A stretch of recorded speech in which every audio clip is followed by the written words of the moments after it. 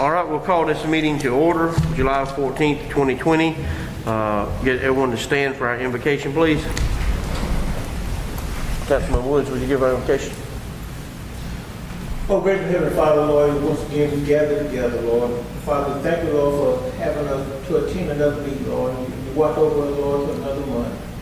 Father, we studied these plans and ideas that we have, Lord, to make Marlboro County a better place to live, work, and play. Father, continue, Lord, to bless all those that are involved with this coronavirus, Lord, protect us. Keep our head in your hand, Lord. Father, these are blessed in your Son, Jesus' name. Amen. Amen. Thank everyone for coming. The county council meeting is restricted to Marlboro County council members and required staff until further notice. This is due to the COVID threat to the public access. So we got a good size room. So we try to social distance here. So we're trying to do that as safely as possible. With that, do we have approval of agenda items? I move we approve the items. I second. We have a motion and a second. All in favor, raise your right hand. All right, thank you. Up next is approval of minutes from June the 23rd, 2020, and that's from our regular council meeting. Any additions, corrections? Mr. Chair, I see none. I make a motion, we'll accept the minutes as written. Second. We have a motion and a second. All in favor, raise your right hand. All right, it is unanimous. Thank you. Old business, ordinance 789, an ordinance to establish Marlboro County personnel policies and procedures, third reading. Mr. Mullen. Mr. Chair, I'm going to ask our Director of Administrative Services, Doris Sumter, to come out. She's hiding in the back and give you a briefing on this. This is the final reading, and as you know, we worked on this long and hard, but we're going to hit on the highlights of things that have changed. Good evening, Council.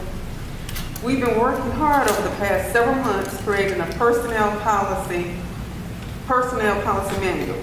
We reviewed other counties' handbooks, discussed policy and procedures with Marlboro County staff and other county staff, and made sure that everything in the handbook complies with our state and federal laws. This policy has also been reviewed by a labor attorney. The manual that we're proposing tonight to Council has most of the same topics that were discussed in previous manuals, but with some added detail and changes. I would like to note the manual's significant changes from previous handbooks, ordinances, resolutions, and policies previously adopted by Council. One of the changes would be the annual and sick leave accrual carryover balance. The proposed policy would reduce annual leave accrual carryover from 500 hours per year to 360 hours, which is 45 days per year. And it would reduce sick leave accrual carryover from 1,350 hours per year to 960 hours, which is 120 days. This can be found on pages 15 and 18. These limits are based on amounts used by the state and other counties and municipalities. There are a few long-time existing employees that are over the limit. Staff proposes that these employees have until December the 31st of 2025 to use excess leave and be in compliance with the new limits. The next thing would be our sick leave bank. We are proposing an increase in the amount of leave an employee can request from the sick leave bank. The sick leave bank allows employees to donate their unused sick leave to a pool of leave from which other employees can draw if they run out of leave during a serious illness. Previously, we could donate up to only 3 days.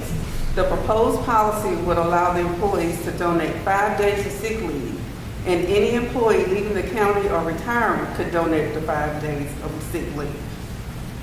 An employee would be allowed to initially request up to 20 days of sick leave from the bank. If additional leave days are needed, they could be able to request 40 more days. All requests would be reviewed by the Employee Committee in Human Resources. Okay. Another change that we are proposing is in the rehire or retiring employees.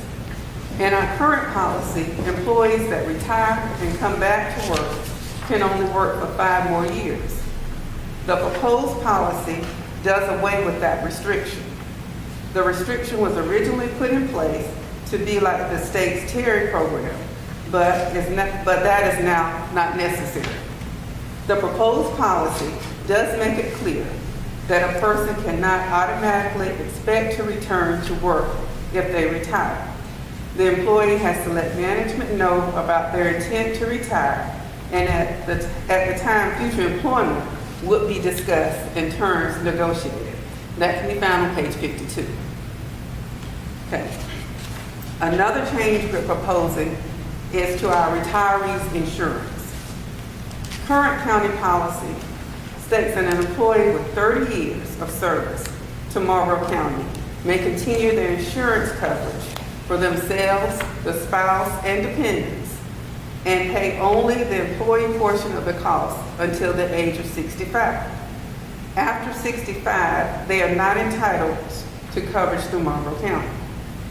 The proposed policy is in line with the state of South Carolina rules. It is to be eligible for continued insurance coverage for employee and spouse and/or dependent.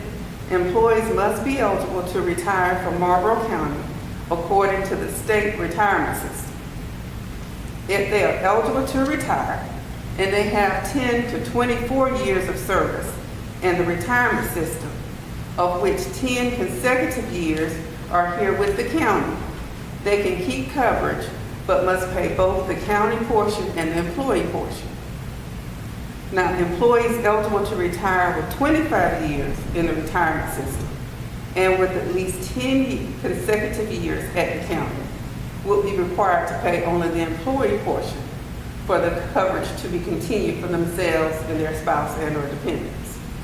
Regardless of the criteria above, all coverage would end at age 65. Now, what we also noted was that there are few retirees who are currently receiving health insurance benefits in conflict with the current and proposed policy.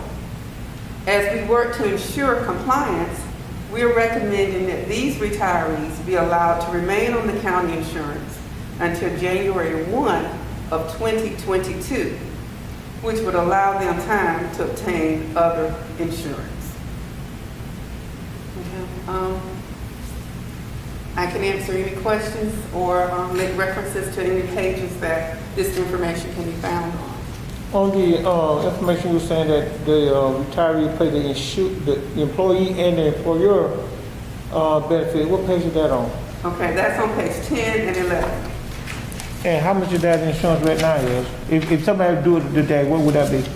The double pay, the employee and the employer?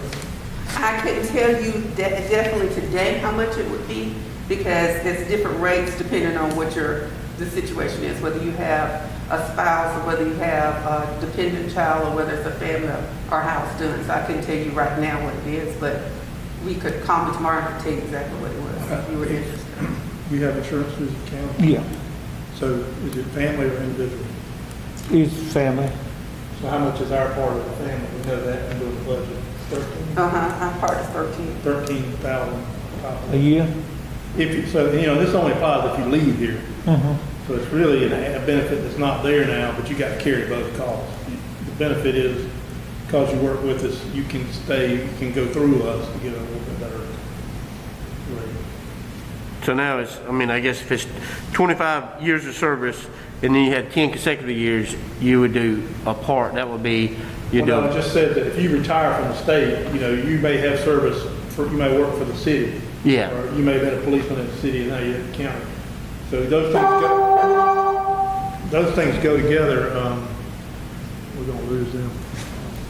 Those things go together when they calculate your retirement, but for our policy purposes, you can still get benefits and still give you credit for that. We have a lot of people that have done that, but you got to at least been here 10 years consecutive at the time you retire. okay.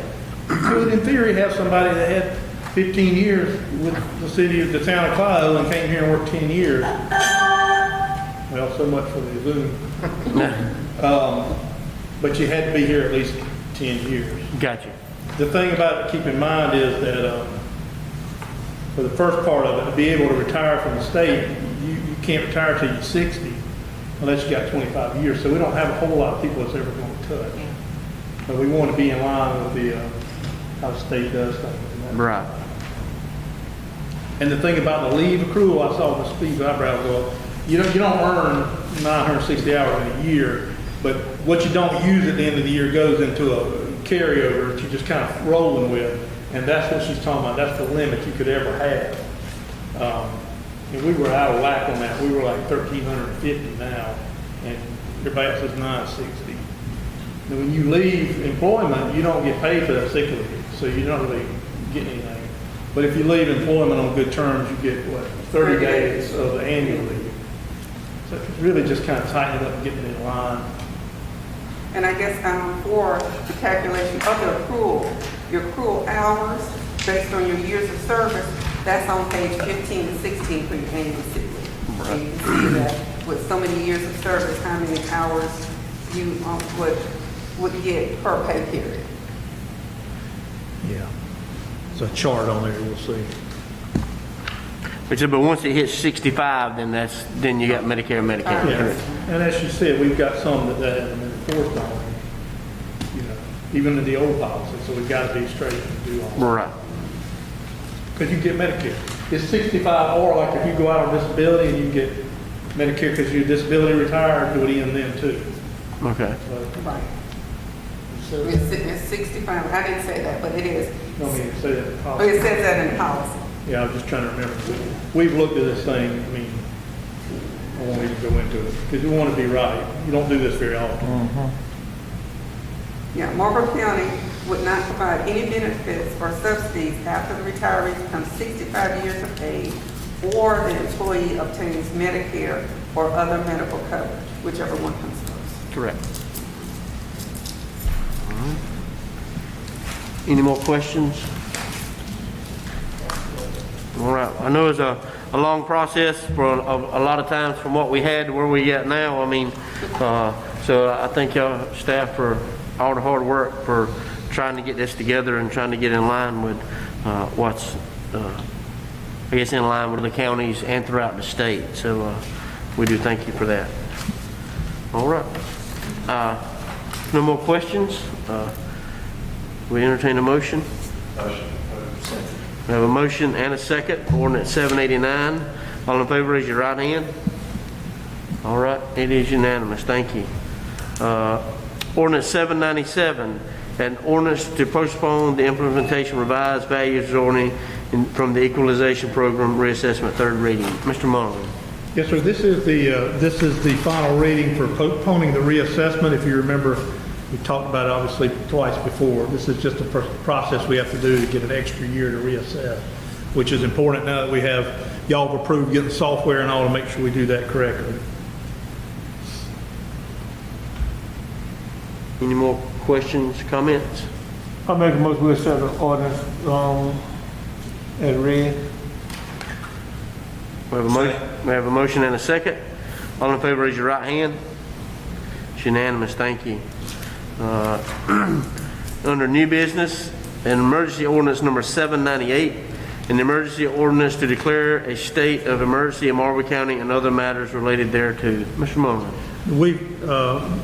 I think the clerk will confirm, we haven't changed anything. It just has to be renewed it expires after every 60 days. So this would renew what you passed already, which we quite honestly haven't had to use much of anything. Okay. We felt like we need to have it in place. Do we entertain a motion for ordinance 790? All right, Mr. Blackman, we have a second. Second. Mr. Gladden, all in favor, raise your right hand. All right, it's unanimous. Thank you. Any appointments to boards and commissions? This time, all right. Finance report. We typically don't have one right after we pass the budget. As you know, Miss Ainsley Moore is leaving us. She's has two small children and desires to be at home with them, and has figured out a way to do that. And so we wish her well in that new adventure. I'm sure that dealing with some of these folks up here at the county has trained her for dealing with two little kids. So yeah, we wish her well with that. And if you get a chance to speak to her, please say something to her because her last day is Friday. So we do have Mr. West Park helping us fill that gap as we determine what we're going to do, and he started doing that today. So Ainsley and West have been working to make sure there's a smooth transition there. So that's working well. All right. Administrator's report. Administrator's report.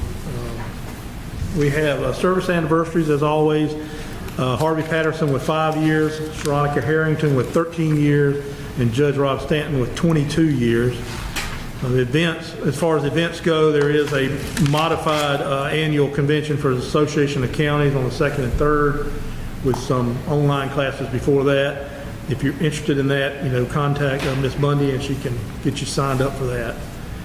There is a community meeting tomorrow from 1:30 to 2:30 at the courthouse in the courtroom that Congressman Tom Rice is putting on. It's a meeting with local law enforcement, but councils and mayors and administrators are all invited to that as well. So if you're able to slip away and come to that tomorrow, I think it'll be a good thing to come here and get an update on that. As far as economic development, as we talked last time, both in public and in executive session, we have an active prospect for the Delta site, and we've met again in person and come up with a to-do list on things we have to find out more information on, and we're working with them on that, and I'll keep you up to date as we go forward with that. We finally received cost estimates for the final parts of the environmental cleanup at Delta, and of course, as you might expect, they're expensive, but they weren't unplanned. Some of the things we have to do is remove drums and totes of chemicals from the plant that are still there. We have to cover over a small pond back there that was used for the sewer system. We have to remove some coal, and we have to test for vapor intrusion, which if you remember years ago, everybody talked about radon. It's kind of like that. We've got to make sure nothing bad's coming up from the ground. The cost of all of these things together, the top number, the high-end number would be about $1.3 million. Now, these were estimates, and they were from an engineering firm, and if you ever deal with engineers, they're always going to go high. So we anticipate they may come in lower than that. But the good thing is that we have a significant commitment from the state for grants to cover this. In fact, may cover almost all of this money. Regardless, the county budget did include money to do this. It's something that you all had approved and we planned on. But what our hope is that we cover it with a grant and we use that money for something else, because there's always something else. But we are, I know Chairman Steen's been pushing this a long time. We are excited that we actually have, here's what you do to get to the end of this. So, and I've taken some staff people and council people out there and development board people to look at the plan. And any of you all that want to look at it, I can take you up there. It's gotten pretty hot right now, but we can go up there early in the morning. Something new that's come up in the last week, actually, are solar projects. We've had over the past 3 years a smattering of folks coming in and making inquiries about putting big solar farms here, big 100-acre fields of solar panels. That's obviously a big thing now. And those folks would like to get tax incentives just like an industry, because they're putting all this really, really expensive equipment there, and they have to keep their costs down on an ongoing basis and want tax breaks. So what I've done to move forward with this is to work with our economic development attorney and others to find out what other counties have done.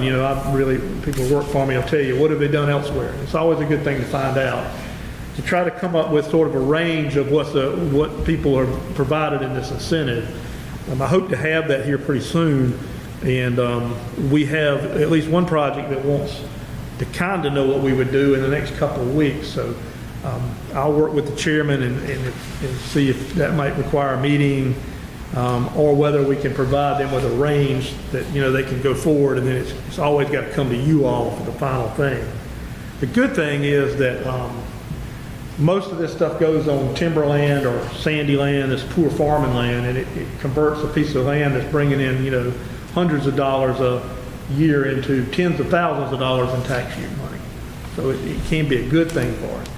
The thing that council needs to consider, and probably the planning commission needs to consider, is do you want to have requirements on these things where they have to plant trees or a buffer where you don't see it from the road? When it's done in 20 years, do they have to clean it up and take the parts off? We need some protections there. you don't want to wake up one day and find that the whole county looks like a sheet of glass because everybody that owns property that doesn't live here sold it for this. There needs to be some control there. And apparently what's going on is a couple of the big utilities like Duke or Santee Cooper have put out requests for proposals for people to provide solar generated electricity. So we have like at least 3 people scrambling around trying to put one of these deals together.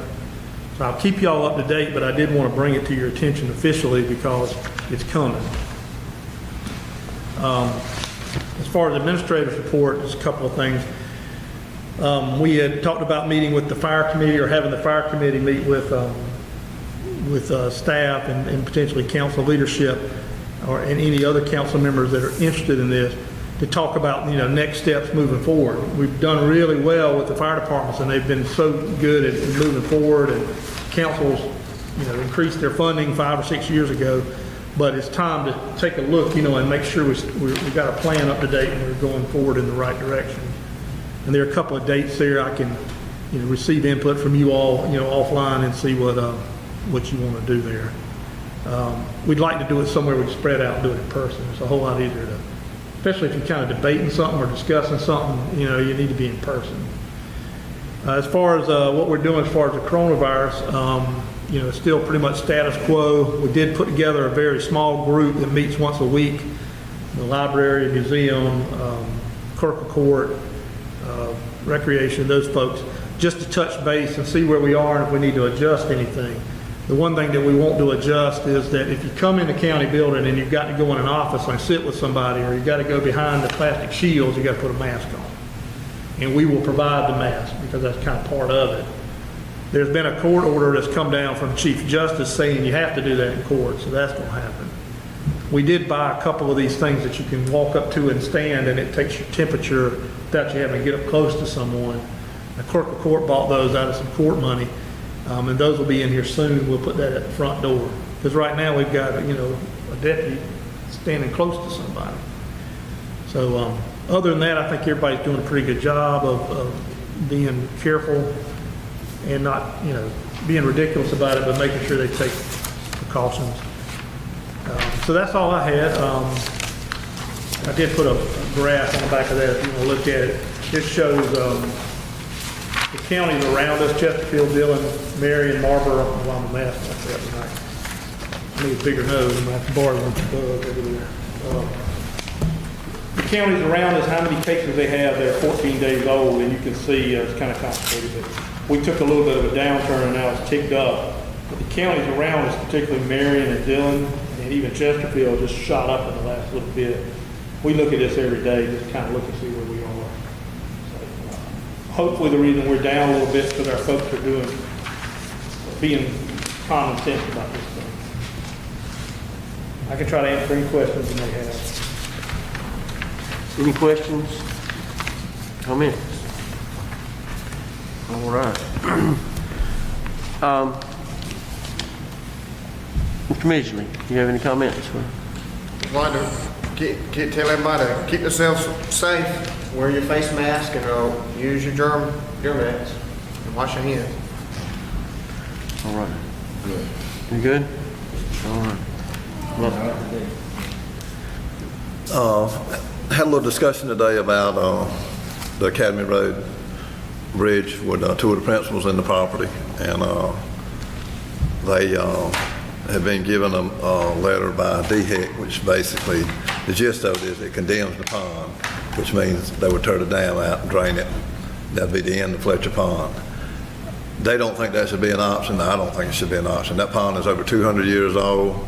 During the Civil War, they grew rice in the pond for the military. It continued that to sometime after the Civil War, and then they put in the grist mill to produce flour and cornmeal, and the grist mill is still in the mill house. So I've got a call in to the deputy engineer to see his feeling on it with DOT. DHEC makes the final call, and the call they've made is not one that the property owners like. The engineer that helped us in McCall, that he did the study that showed that nobody downstream would be flooded. He basically saying they're shooting you a line, you know, DHEC is, because there's no way that pond in the middle of it to run is about 8 feet, 6 feet deep. The rest of it is 3 feet, 5 feet, 6 feet.